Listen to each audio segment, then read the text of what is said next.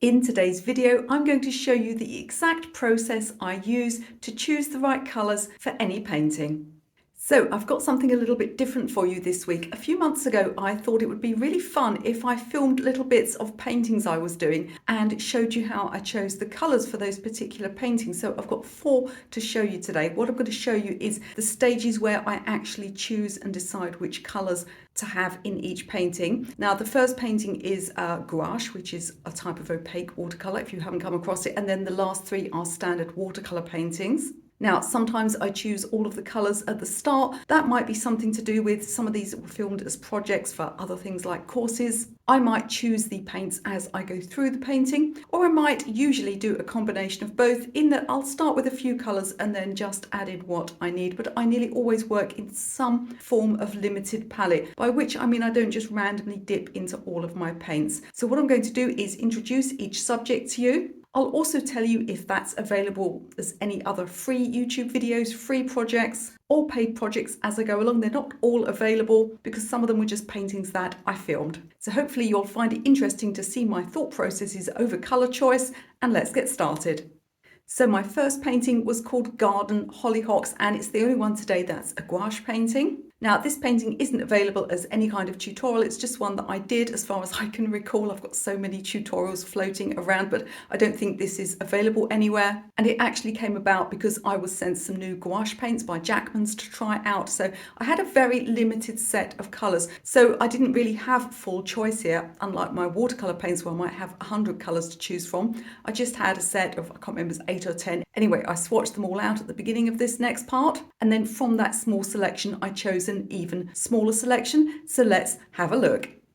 So let's talk about choosing a limited palette for this painting. Now, this painting is a gouache painting, and that's important because it means that I have the option of diluting colours with white rather than just using the transparency of the paper. So I've swatched my colours, and what I'm going to do is I'm going to play around with mixing them a little bit, just look at them, just decide which colours I should choose. Now, typically with a painting like this, I'm going to need a lot more colours, and if it was a full garden painting, even more colours. If it had maybe red poppies and purple flowers and yellow flowers, you could see I might need many different colours. It wouldn't be enough just to have one yellow to mix from if there were 3 different colours of yellow flowers. If it was a sunset painting, however, I might only need 3 colours. So the idea is to choose a limited palette to work from. It stops me from getting overwhelmed. It means that everything is a little bit cohesive. It does not mean as I go through the painting I can't add more in, because I may find at some point that I just have a colour that I wasn't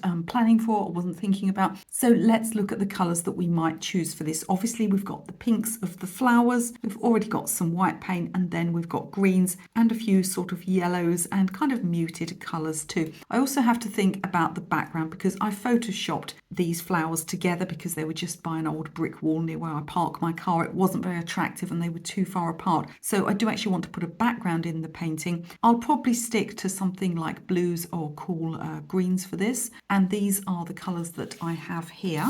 Now, because these are new paints that have been sent to me, they're a limited range, and so there are 1 or 2 things that aren't included. I don't have a Payne's Grey, for example, and most notably there is no cool blue, no turquoisey blue, no phthalo blue. Now, I know the manufacturer, I've spoken with them, they do have this planned.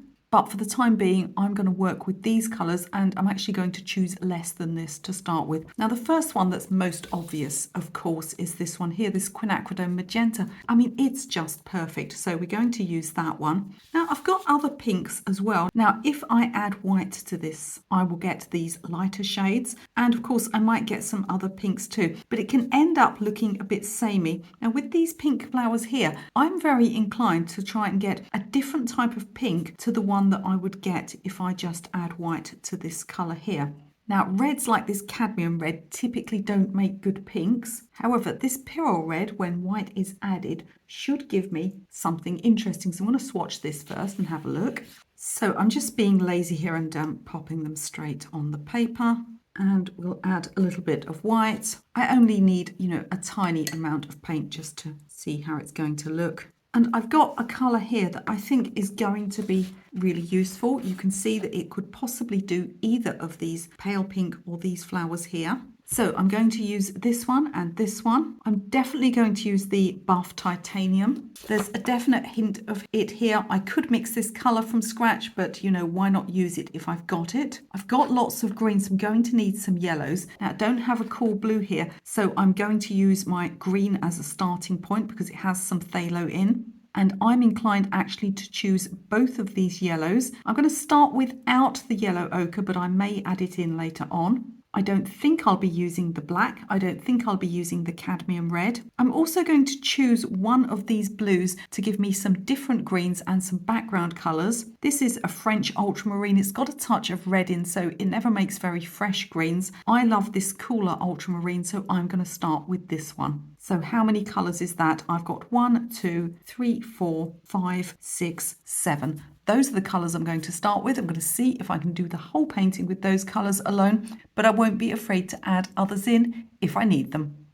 So my next painting is called Puffin at Rest, and this was a bird painting I painted, obviously. Now I painted this one for a mini course, which is a small paid course, a single project course. Those are on sale for $25, but there was also some parts that I filmed for free here on YouTube. So if you have a look in the masterclass playlist, I'll also try and link some in the description of this video. You'll find certain parts of this Puffin tutorial available for free. And on this occasion, I chose the colours quite instinctively as I went through the painting. Again, not just grabbing any old colours, but choosing them specifically for the colours that I needed and how they would interact with the other colours I was using.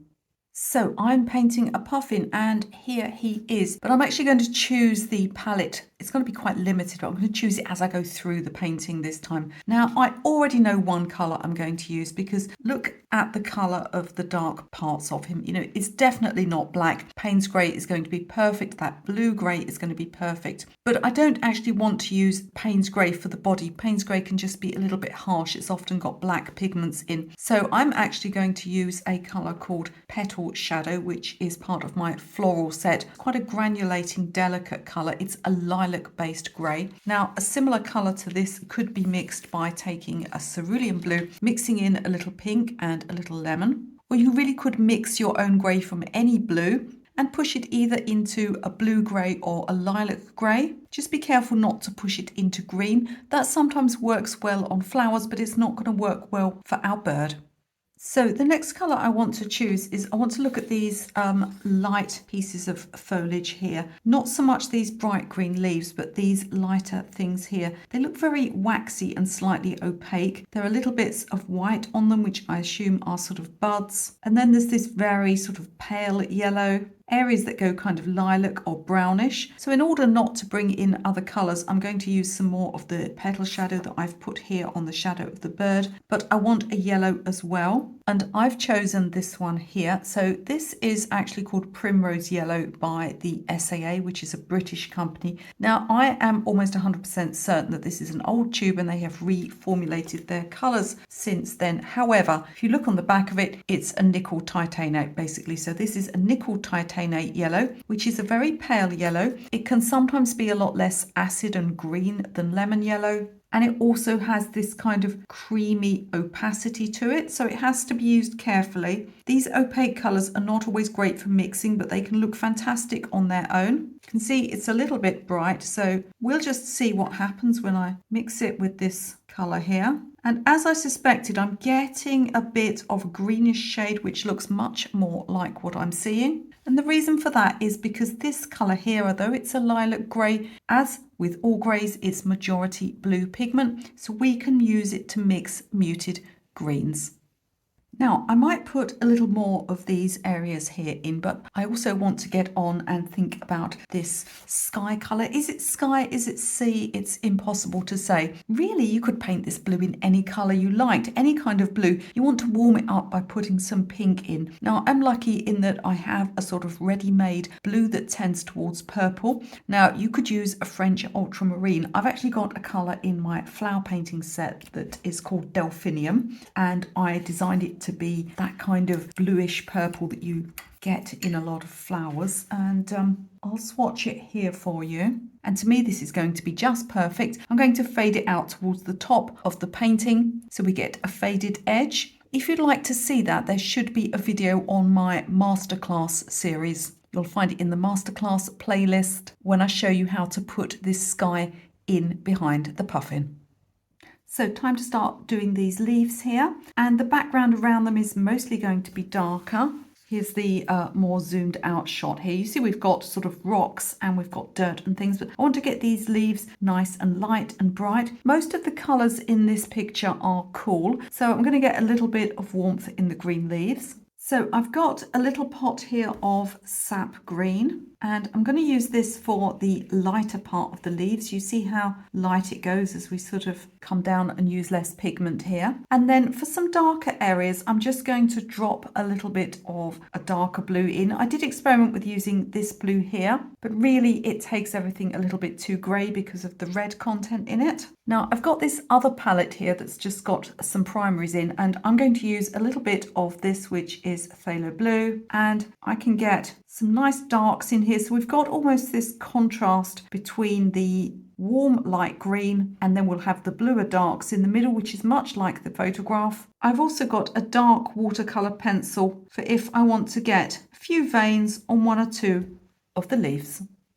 So it's time to choose my next two colours for this painting, and I'd already decided I was going to use Payne's Grey for the bird because it's not really a black. I may put a little black in the eye and possibly down here on the beak, probably just in the eye. But we've also got an idea, and I'll show you the more zoomed out picture. We've also got an idea here of rocks and earth. So I'm going to use the Payne's Grey for the rocks. We've got this stuff that's growing on here too, but I'll use the yellows and the greens that I've already used for that. And I need some brown that can go into earth here. So I've got two colours by Jackman's Art Materials. I've got their Payne's Grey here. You see it can be really dark, almost black, or it can be light. It's going to be perfect for the bird and for the rocks. And I've also got some burnt umber. Now, although the brown that's in the picture is much lighter and cooler, what we can do is we can allow these areas to blend together like this. I'll also mix some of the blues and the yellows that I've already used, and as I come across here I'll just go naturally sort of darker green behind the area where the leaves are, just to give a little bit more density to the foliage.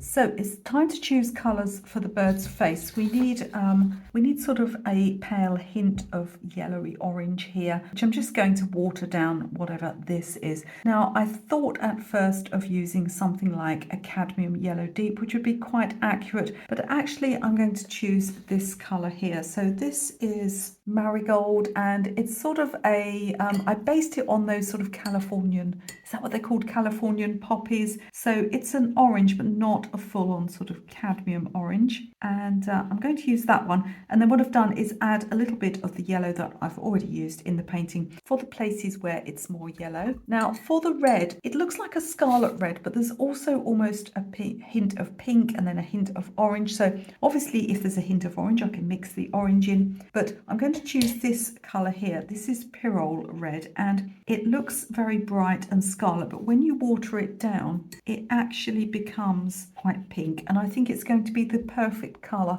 for our puffin's beak. If you're enjoying this video, can I ask you please quickly, can you just press that thumbs up, that like button? Really helps with the YouTube algorithm. If you can like, share, subscribe, which is free, or leave me a comment, it'll push this video out to more people, and I can help more people learn to paint and draw with free videos like this on YouTube. My next painting is another watercolour, and it's a spider's web. I used all sorts of fun imprint techniques on this one. I'll try and leave some videos in the description of this one where you can learn those techniques. I also chose some very moody autumnal colours as I went through the painting, some quite unusual colours this time. It's one of those paintings where it's such a simple subject that you can really get away with just playing around and finding that weird colour at the back of the cupboard that you've never used and thinking, I'll just use it just because. Now this one is not available as a tutorial, but there is sort of a simplified version of a frosty spider's web that I included in my recent autumn watercolour challenge. I'll leave a link to that one in the video description. That is a free challenge that was here on YouTube, so you get 5 free videos, but there's also a downloadable PDF if you want all the photographs, and that's just $5. I'll leave a link to all of that in the description of this one, and let's look at some of these unusual colours I chose for this subject. So I've moved down to the bottom half of the painting and I've chosen some colours. I've chosen 3 primaries to start with and they're very light. So I've got some quinacridone gold. It looks brown here, but it's actually a beautiful light yellow gold. I've got this really interesting colour here, which is some cobalt teal. It's a bit like cerulean, but it's going to be a bit more turquoise. It will granulate. And then I've got some pink here. And this is some Talon's Rembrandt quinacridone rose. What I want to do is get sort of a mottled area of light paint down the bottom here. And what I'm going to do is take a layer of clean water across the bottom part of my spider's web. And then I'm just going to start going in. So I'm starting on that wet area, but I am actually also going on to dry paper here. Now, the reason I haven't wet all the way down is because when you do that, you end up diluting the colour. The colour's going to be quite light anyway. You can see what we're doing here. I'm going to mix the colours together.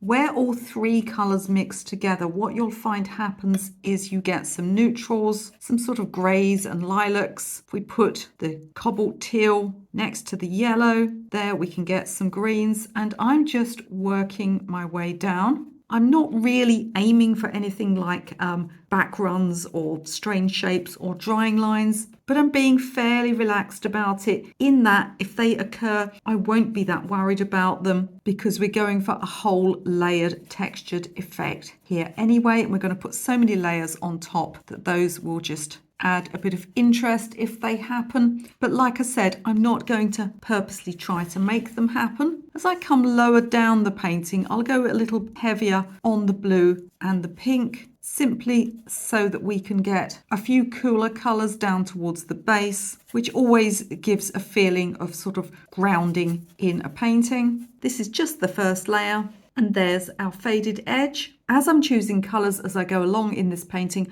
I'll be sure to write these colours down on the edge of the tape on my board so that I still work within a fairly limited palette and I can choose which colours to bring in later on.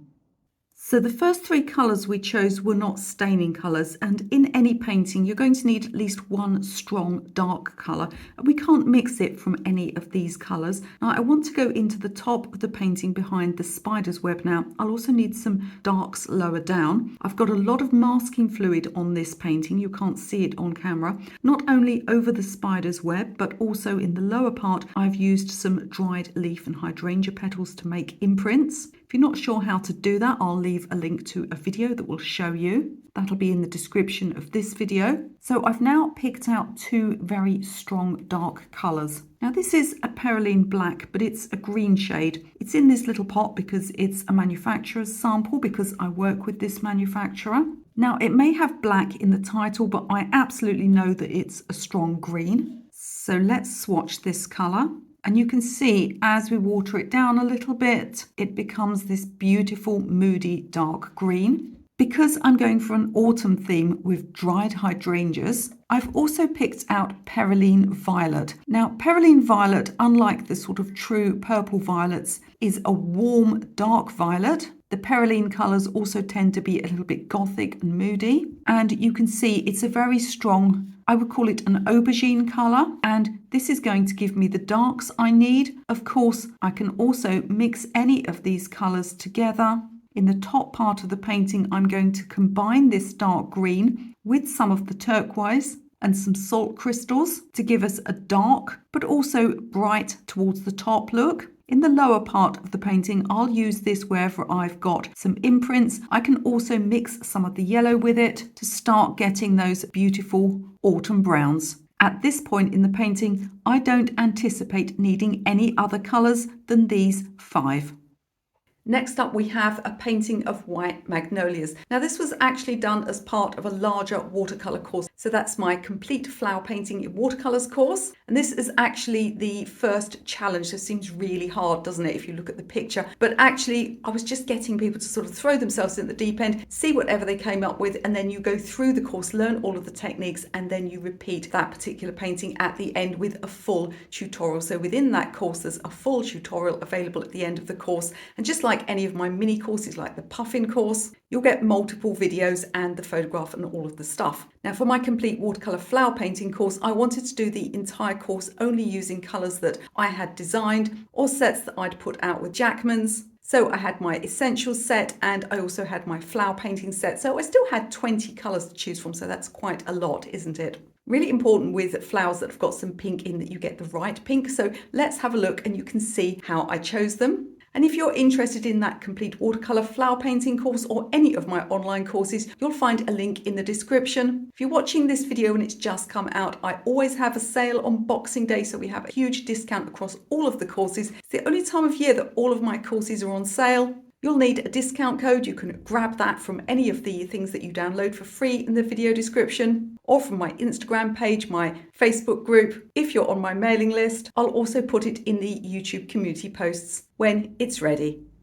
Here's the photograph I'm working from for my clematis photograph. So we've got quite a limited palettes here. Again, you can see we've mostly got white, which obviously in watercolor will be the white of the paper. I've got this sort of pink color and some browns and some greens, and I'm going to do a background with this one that's going to be a gum Arabic based background. I'll have more about that in other videos, but let's just go through how I'm going to choose the colors for this. Now, something a little bit different about this one, I want to build the whole course around my basics essential set and my floral set, which are made by Jackman's watercolors in the UK. So the reason I'll be using only my own range of paints in this video is not a shameless plug, link in description, please buy, but it's just because for the course I want to stick to those 20 colors only. So there'll be 10 in the essentials range and then 10 in my floral range. So the floral range is more mixed colors. I'll be using some of each in this tutorial, but what I'm going to do is I'm going to give you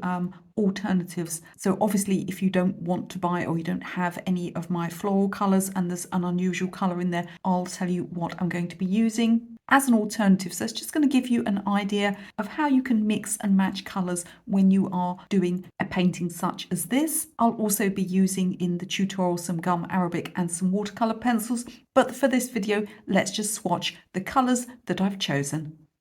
Let's swatch the colours I'm going to be using for this painting. I'm going to start with the pink, and I've got this colour here. This is my clematis colour, so let me swatch that for you. It's a slightly cool leaning pink, and you can see it's going to be just right for what we're doing here. It's a beautiful pink. It'll also go quite dark if I use it with less water. If you don't have this one, some alternatives for you are permanent rose, which may be a little bit more peachy, depending on the brand. You can use quinacridone rose and you could use quinacridone magenta. So a magenta will be somewhat similar to this, a little bit cooler. A rose may be a little bit warmer. So it's a matter of adjusting the pink that you've got. You can always put a little bit of blue in or a little bit of violet in if you need it to be a bit cooler, a bit more towards the magenta end of the spectrum. What I don't recommend is anything like alizarin crimson. It's going to be far too murky and dirty looking for a colour like this. Next, I'm going to look at the shadows on the flowers. Here I've got petal shadow. This is a colour that I designed specifically for painting shadows on flowers. If you don't have it, I'll tell you how to mix something similar. So you can see that it's a very granular, quite light, slightly grey lilac colour. I designed it to be towards the lilac end of the spectrum rather than the blue end so that it wouldn't go green if you mixed it on top of yellow. And we do have a little bit of hint of yellow in some of these petals. Now, if you don't have this, what I suggest you do is get something like a cerulean and just adjust it with the tiniest touches of lemon and pink to push it slightly towards grey. Another colour that I've got, and these are all from my floral set, is Delphinium. So this is a colour that's kind of between a blue and a purple. Now I'm going to use this possibly in the background. I can use it to neutralise greens. I can also use it to go a bit darker anywhere that I want to mix a stronger shadow colour. I can also use it to darken my pink if I need to. It's a beautiful clean colour. If you don't have this one, you want to take something like an ultramarine or a cobalt blue and mix a little bit of your pink in. You'll get a similar colour. Honestly, this isn't even a vital colour for this painting. It's just one that I feel like using. It's also a colour that I'm going to use to neutralise my browns with. So I have here some burnt sienna. So this is from my basics set. Now most basic sets contain burnt umber. If you have burnt umber, you won't even need to have a blue or a lilac or a purple like this to adjust it with. I wanted burnt sienna in my basics set simply because I think it's a really, really useful colour, and you can easily turn it into something very similar to burnt umber, just as I said, by mixing something like an ultramarine in. So I'll be using this for the brown parts of my painting and also perhaps for the background. Now you can see that the browns here are much less warm. They're sort of between a cool brown. They may even have a hint of pink in. So I'll just adjust this colour for where I need it. We've also got some warm browns in the background here. I'm going to do a loose background with no visible items, so I may use this colour for there as well. Now I'm going to choose a very warm yellow next. I've got hints of warm yellow in some of these petals. You see them here. I've also got some very warm transparent looking greens here, these light green small petals. So I can use this and mix with one of my blues or my greens, and I can make this bright sort of yellow green colour as well. You always want to make sure that in every painting you have at least one of each primary. So this is the yellow that I'm choosing. It's a very, very bright, warm, transparent colour, perfect for all sorts of flower painting. This one is the warm yellow in my basics set, which is basically a split primary set. So you get warm and cool of each colour plus some earths. If you don't have this colour, an alternative would be something like a cadmium yellow deep, or one of these sort of Indian or transparent yellows. Winsor & Newton does a nice transparent yellow. Any of those warm yellows. What I would avoid for this particular painting is yellow ochre. It's far too mucky and murky. Finally, just for fun and for the background, I'm going to use a tube green. I may use some in the flowers and leaves themselves as well. I've got here, this is just a manufacturer's sample. I'm just opening this one simply because it's the easiest thing to reach on my desk. I do actually have a tube of it available as well, but for swatching purposes, let's use this one. This is also from my floral set, and this is called Fresh Green. So it was developed to be a bright green without being too unnatural. You can make a similar green to this with something like cobalt blue and lemon yellow, or lemon yellow and any green. You could also choose any of the pre-mixed greens really. Something like a sap green, something that's not too dull or too pale. If you don't have tube greens, some people mix all their greens from scratch. You can add a lemon yellow to your set of colours here and perhaps a brighter blue, and you'll be ready to go. So let me know in the comments if you found this helpful, if you found it helpful to watch me choose the colours for my own paintings, if you'd like to see more videos like this, or if it's not about colour choices, if there's something else that you'd like me to film as parts of my own paintings. I film most of them nowadays for tutorials as well. And don't forget about my Boxing Day to New Year sale. I'm not quite sure yet of the exact dates, but it'll start in Boxing Day and run through to early January. So you've got plenty of time if you're interested in grabbing an online course. If you're not sure and you've never done an online course, I do have some free ones that you can take as well, just so you can see what it's like. I've also got free downloadable PDFs. Just pop into the video description. You'll find all of those down there. And you can watch another video now all about colour choices. I'll link it right here.